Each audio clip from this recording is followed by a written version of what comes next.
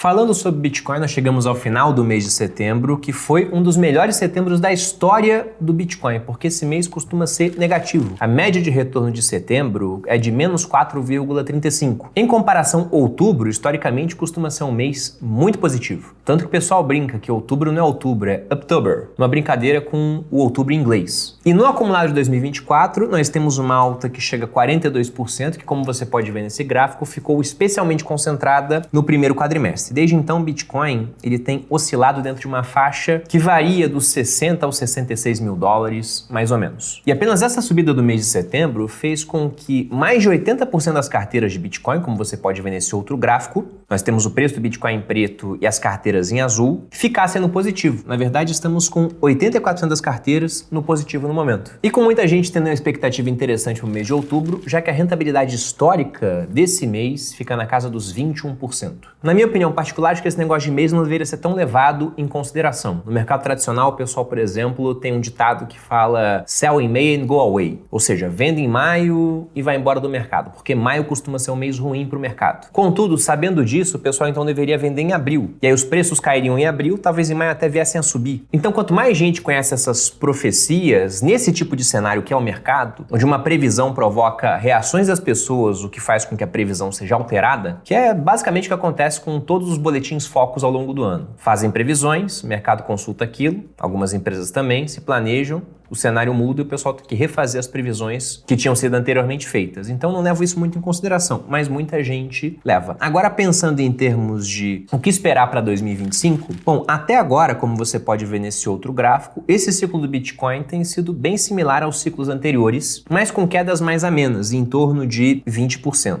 E boa parte do resultado do Bitcoin veio de principalmente dois gatilhos, que foi a aprovação dos ETFs Spot nos Estados Unidos, que foram um sucesso de mercado. O ETF da BlackRock, o IBIT, por exemplo, chegou em 10 bilhões de dólares sob gestão num período de apenas 2 meses, é um recorde histórico. E nós também tivemos o halving, que é a redução pela metade da recompensa dos mineradores. Então antes a recompensa era de 6,25 bitcoins por bloco minerado, que acontece a cada mais ou menos 10 minutos, e agora ela passou a ser de 3,125 bitcoins por bloco minerado. E aí vamos fazer uma analogia para quem não entende esse mercado de Bitcoin com o mercado de ouro. Imagine que da noite para o dia, mais especificamente no dia 19 de abril, que foi quando aconteceu esse último halving, os sindicatos mineradores de ouro mundial se reunissem e falassem: pessoal, de hoje em diante só vamos minerar metade do ouro que a gente minerava antes. E você tem uma redução da nova oferta de ouro pela metade, enquanto a demanda permaneceria a mesma, o que tende a levar preços para cima. Pô, Bruno, mas depois do halving o preço ele tá lateralizado. Sim, mas muito do movimento dos preços que a gente viu subindo antes tem a ver com a expectativa criada em torno do halving. E vale dizer que esse movimento mais lateralizado também não é anormal comparando com os últimos ciclos. Contudo, agora a gente tem uma diferença em relação ao começo do ano que ela é bem significativa para o Bitcoin, que é o fato de que provavelmente teremos um aumento de liquidez no mercado global devido ao ciclo de queda de juros que se iniciou principalmente no mercado americano. Se a gente pensa no preço mais importante do mundo, é o preço do dinheiro, são os juros. E desses todos, o mais importante é o juro americano. É a partir dele que todo mundo faz contas de arbitragem para saber onde vai investir, de onde vai tirar o investimento, se leva para lá, se tira. E aí, depois de sucessivos adiamentos no começo do ciclo de corte de juros americano, porque vamos lembrar que no começo do ano tinha gente projetando vários cortes em 2024. Para você ter ideia, a gente chegou a ter projeção de 5 cortes, com o primeiro acontecendo em março, sendo que o primeiro veio somente agora no mês anterior, em setembro. E aí, com esse efeito de juros menores, o que costuma acontecer é que o crédito fica mais acessível, o pessoal topa correr mais risco, de modo que quando você pega, como você pode ver aqui nesse gráfico, vários ativos e olha aquele que costuma responder melhor a esse aumento de liquidez, em primeiro lugar a gente tem o Bitcoin. Segundo o estudo Bitcoin, um barômetro de liquidez global, o Bitcoin se move na direção da liquidez global 83% do tempo, em qualquer período de 12 meses. Perceba que ele fica à frente de todos os outros ativos, veículos de investimento analisados. Nesse outro gráfico, a gente vê a forte correlação que existe entre a subida do preço do Bitcoin e o aumento do M2, que é um dos agregados monetários. O M1 é a moeda que não paga juros, ou seja, a moeda que está no seu bolso, mas depósito em contas bancárias, à vista. E o M2 já envolve esses depósitos a prazo e também títulos públicos em poder das pessoas. Então, enquanto o M2 vai subindo, o preço do Bitcoin vai subindo também. No momento em que o M2 para de subir, nos raros momentos em que isso acontece, diga-se de passagem, o preço do Bitcoin ele também acaba reagindo a isso. E além dessa queda de juros, que tende a ser positiva para o Bitcoin, vide o resultado que a gente teve em setembro, há outros catalisadores capazes de mexer com o preço? Sim. Para quem já acompanha o mercado cripto há mais tempo, a gente tem que lembrar que há 2 anos nós tivemos um dos eventos mais significativos na história desse mercado, que foi a quebra de uma das maiores corretoras. Na época, ela era a segunda maior, que era a empresa americana FTX, em bom português, a FTX. Eu conheço algumas pessoas que perderam bastante dinheiro com isso, principalmente o pessoal que fazia arbitragem, comprava, vendia no Brasil e nos Estados Unidos para fechar gap de preço, ou tinha algumas outras operações, usava a corretora, considerava muito confiável, tinha um pé meio atrás com a Binance e com a FTX não tinham, porque pensaram que ela era muito mais regulada. Afinal, o Sam Bankman-Fried, ele praticamente ia pra cama com o regulador, aqui com aspas, não tô sendo literal, mas ele era muito próximo realmente, ou talvez esteja sendo, também não sei da vida dele, mas ele era muito próximo dos reguladores americanos, mas no final a corretora quebrou. E aí na esteira dessa quebra, o Bitcoin já estava num ciclo de baixa, sendo negociado em torno de $20 mil,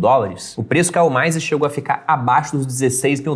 Nessa época tinha muita gente projetando que ele poderia até 12. Teve gente que evitou de comprar 16 esperando que isso viesse a acontecer. Não aconteceu, o preço do Bitcoin se recuperou, mas a FTX ficou pelo caminho, deixando muita gente a ver navios, pessoas que tinham dinheiro na plataforma e que de repente ficaram sem. Contudo, a FTX tinha vários investimentos e alguns deles se mostraram muito frutíferos, de modo que na liquidação dessa massa falida, há dinheiro para ser devolvido para quem tinha depósito na FTX. Como você pode ver nessa manchete, a FTX obtém aprovação para plano de recuperação judicial e deve pagar $16 bilhões aos seus clientes. Isso significa que eles vão reembolsar 98% dos seus clientes, pessoas que tinham até $50 mil, o que convertendo dá um pouco mais de R$270 mil, na plataforma. E o prazo para isso é de cerca de 60 dias. Se esse prazo é suficiente ou não, eu não sei, mas o ponto é que existem fundos especializados na recuperação desses créditos podres. Então, boa parte desse valor que vai ser pago para os clientes, na verdade, não vai mais cair na mão do cliente, porque o cliente já vendeu esse direito de recuperação a um desses fundos. De modo que dos 16 bilhões que serão pagos, cerca de 8 bilhões irão direto para esses fundos de investimento especializados. E aí, segundo uma research chamada K33, é razoável esperar que desse dinheiro nós tenhamos entre 1,6 e 3,2 bilhões de dólares entrando no mercado cripto. O que é comparável àquela pressão de venda que a gente teve do governo alemão vendendo os bitcoins que ele possuía, só que no sentido contrário, ao invés de pressão de venda, seria uma pressão de compra. E aí isso somado com essa narrativa de queda de juros, não só nos Estados Unidos, a China também derrubou juros, outros países estão fazendo o mesmo. O Brasil, infelizmente, indo na contramão. Isso pode ditar um belo outubro e também um bom final de ano para o Bitcoin. Contudo, vale frisar que essa questão de aumento de liquidez, principalmente por conta desse reembolso do pessoal da FTX, é temporária. É positiva, pode impactar, mas não é algo duradouro. E aí, pensando em movimentos que podem ser mais duradouros, o que me deixam otimistas para 2025, eu estou naturalmente otimista, depois de outra história, né, se a gente pega os ciclos do Bitcoin, mas um deles pode ser a adoção do Bitcoin por mais empresas. Tem um estudo interessante que eu vou citar aqui, feito pelo pessoal da River, que fala sobre essa tendência de empresas adotarem o Bitcoin até para solucionarem um problema que elas têm, que é o fato de que o caixa da empresa geralmente não consegue ser remunerado acima das métricas de inflação. E todos os empresários que me acompanham aqui sabem que o caixa da empresa em si, com aspas, né, ele é um problema na hora de você investir, porque geralmente ele está lá para ter necessidades de curto e médio prazo, se não for isso ele acaba sendo distribuído como dividendo, e como é curto e médio prazo você não tem muita certeza do que pode acontecer, geralmente o investimento é feito em alguma coisa que é muito líquida, que é mais segura, no entanto que por ser muito líquida e muito segura, não tem um rendimento tão bom quanto outros ativos nos quais você pode correr mais risco para ter uma expectativa maior de retorno. E aí, como exemplo, o pessoal da River citou aqui o caixa da Apple em 2023, que estava investido conforme essa figura que você está vendo. Então veja que boa parte do dinheiro estava em títulos públicos americanos ou investimentos de renda fixa, onde você tem um maior nível de risco, mas é uma parte menor do caixa. Enfim, o mais importante é quando você olha o retorno desses investimentos da Apple ao longo do tempo.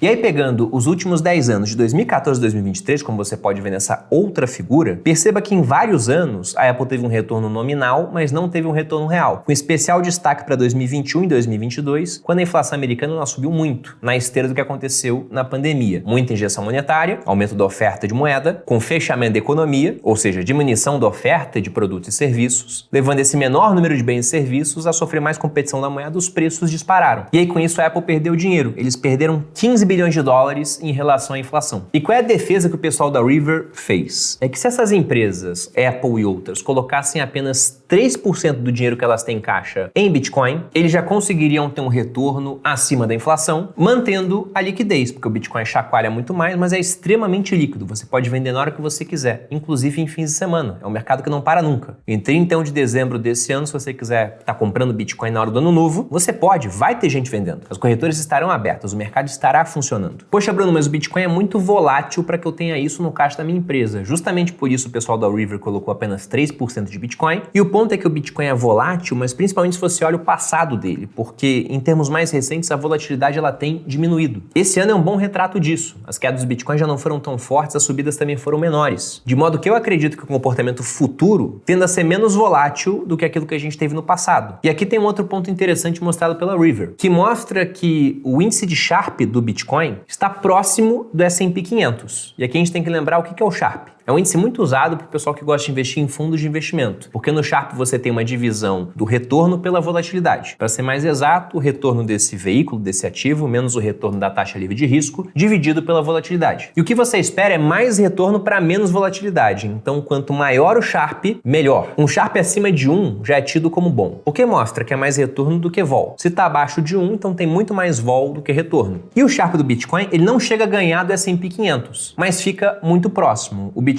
dá muito mais retorno que o S&P 500. Nos últimos 5 anos foi mais de 3 vezes superior em termos de retorno, na média. Só que a volatilidade também é maior. Só que quando você equilibra um no outro no Sharpe, não há tanta diferença assim. E aparentemente algumas empresas já tiveram esse tipo de insight. Algumas foram totalmente radicais, como é o caso da MicroStrategy, que faz dívida em dólar para comprar Bitcoin, que também não acho que é um mau negócio para eles, sobretudo que pode se endividar por um custo muito baixo. Mas você tem diversas outras companhias apenas com parte do caixa investido em Bitcoin, como você pode ver nessa figura, mostrando companhias públicas, ou seja, listadas em bolsa, e por conta disso a gente tem acesso a esses dados, que elas são obrigadas a serem transparentes, que possuem Bitcoin no seu caixa. E aí, olhando em termos de distribuição do total dos 21 milhões de Bitcoins que irão existir até 2140, que é o ano onde deveremos ter o final da mineração, nós temos que dos 21 milhões possíveis, apenas 3,3% estão na mão de companhias. Então é um espaço que ele pode vir a aumentar com o tempo. De longe, quem mais possui Bitcoins são os indivíduos. 57% desse valor de 21 milhões está na mão dos indivíduos, tem um valor muito grande perdido, é estimado pelo pessoal da River em 3,7 milhões de Bitcoins, já vi estimativas de mais do que isso. Em algumas delas é verdade, o pessoal soma aqui o valor do Satoshi Nakamoto, só o dele é basicamente 1 milhão, então variam de 5, 6 milhões perdidos, e um número que eu acho que vai aumentar com o tempo, mas não com a magnitude do passado, porque quanto mais valioso o Bitcoin, mais atenção você dá para sua custódia. Quando não valia nada, o pessoal não dava atenção nenhuma para a custódia e perdia o tempo todo as chaves de acesso aos seus Bitcoins. E aí chama atenção, inclusive, o dado do Brasil, em termos de pessoas físicas. Porque se você pensa que no nosso país nós temos basicamente 5 milhões de pessoas investindo em bolsa, 17 milhões investindo em renda fixa, ter 26 milhões de investidores em cripto, que coloca o Brasil no 6º lugar de adoção de criptomoedas no mundo, é muito representativo. Mas aí fica a pergunta, né? Quantos realmente estão investindo e quantos não estão caindo em golpes, dando dinheiro para alguém que está falando que está comprando Bitcoin, prometendo um retorno fixo no mercado extremamente variável, o que provavelmente vai deixar essa pessoa sem dinheiro, como já aconteceu diversas vezes e acontecerá outras tantas. Esse número eu infelizmente não tenho, mas desconfio de que ele é bem grande. E aí fica um convite, porque se você quer aprender realmente a investir, tanto em Bitcoin quanto também no mercado tradicional, eu vou lembrar que na próxima segunda eu estou abrindo inscrição para a 27ª turma do meu curso Viver de Renda, no qual eu pego do zero para que até mesmo o mais completo leigo possa aprender a investir de maneira a montar sua própria carteira diversificada entre ativos, moedas e até países, que você aprende a investir aqui no Brasil e também no exterior, de modo a proteger e aumentar o seu patrimônio ao longo do tempo até que um dia você possa efetivamente viver da renda desse patrimônio. Tudo isso prezando bastante pela didática e também pelo suporte, já que no Viver de Renda não tem pergunta que fica sem resposta. Pô, Bruno, mas eu tenho muitas dúvidas, vou fazer 100 perguntas. As 100 serão respondidas. Como eu já disse, não tem pergunta sem resposta. Para quem quiser mais informações, entra na lista de pré-matrícula, lembrando, segunda-feira nós abrimos a inscrição, 8 horas para quem tá na lista, 9 para quem tá de fora, são só 1.200 vagas, bateu esse número, fecha, e aí só numa próxima turma, basta procurar o link aqui na descrição do vídeo. E aí para terminar aqui, apenas um comparativo feito pelo pessoal da River, mostrando a diferença do Bitcoin de janeiro de 2020 para agosto de 2024. 4 anos, o que não é um período de tempo tão grande assim. E a gente vê como realmente as coisas mudaram. E aí, chamando a atenção para alguns highlights, veja que de 2020 até agosto desse ano, o Bitcoin saiu de 90 bilhões de valor de mercado para 1,2 trilhão. A regulação avançou, o que para alguns é um ponto negativo, mas com ela vieram os ETFs de Bitcoin, que foram responsáveis por alavancar alavancar a alta desse ano. E aí com isso a gente viu empresas que antes eram críticas, como é o caso da BlackRock, através do seu CEO, Larry Fink, falava mal do Bitcoin, hoje ele defende. Inclusive a ETF da BlackRock, como eu já citei, foi um grande case de sucesso. E se lá em 2020 apenas 12 empresas tinham Bitcoins, hoje nós temos 52 empresas nos Estados Unidos, listadas públicas, que juntas detêm um pouco mais de 680 mil Bitcoins. E é por isso que eu fico animado para os próximos anos, especialmente 2025, quando a gente analisa os ciclos do Bitcoin e tenta projetar um pouco do que aconteceu no passado no futuro, em termos de duração. Porque o caminho ao longo do tempo, desde que o Bitcoin continue existindo, é para cima, uma vez que a adoção está crescendo e ele é escasso. E para qualquer um que estude um pouco como funciona a moeda fiduciária e também o histórico que a gente tem da criação das moedas, e aí fica o convite para quem quiser para conhecer o meu livro Em Nome do Povo, Como o Casamento entre Estado e Moeda te deixa mais pobre, tem um link aqui na descrição, está em pré-lançamento, lança no dia 3 de novembro. Nesse livro aqui eu falo de Bitcoin só no finalzinho, mas ao ler o livro você vai entender porque o Bitcoin é tão interessante. Em contraposição às moedas fiduciárias, baseadas apenas em confiança na classe política, que no final faz com que essas moedas só tenham uma única direção, para baixo. E aí fica a pergunta, diante disso você está comprando ou vendendo Bitcoin? Coloque aqui nos comentários. O recado do vídeo era esse, espero que você tenha gostado. Se gostou, deixe seu like, se inscreva no canal. Um grande abraço e até a próxima.